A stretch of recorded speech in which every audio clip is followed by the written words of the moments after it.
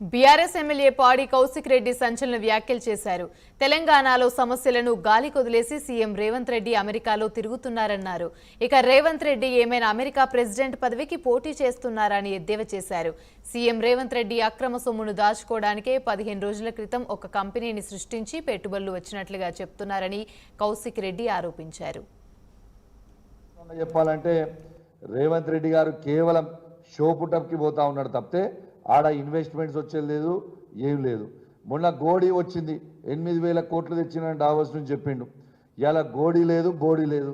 ఈయన అన్ని బోడీ మాటలు పెట్టుడు, బోడీ మాటలు చెప్పుడు తప్పితే ఆడ గోడీకి ఉన్న ఇన్వెస్ట్మెంటే వాళ్ళకి టర్న్ ఓవరే లేదు. 8,000 కోట్ల రూపాయల ఇన్వెస్ట్మెంట్ వచ్చిందని చెప్పిండు. ఇది స్వయంగా మా మాజీ మంత్రివర్యులు కేటీఆర్ గారే చెప్పారు అసెంబ్లీలో. అసలు గోడీ అనే దానికి టర్న్ ఓవరే లేదు, 8,000 కోట్ల ఇన్వెస్ట్మెంట్ వచ్చిందని ఎట్లా వచ్చిందని చెప్పండి అని చెప్పిండు. అంటే రేవంత్ రెడ్డి గారు చేసే పనులేంది, గోడీ వచ్చిందని చెప్పుడు, అన్ని బోడీ మాటలు చెప్పుడు. నంబర్ 1.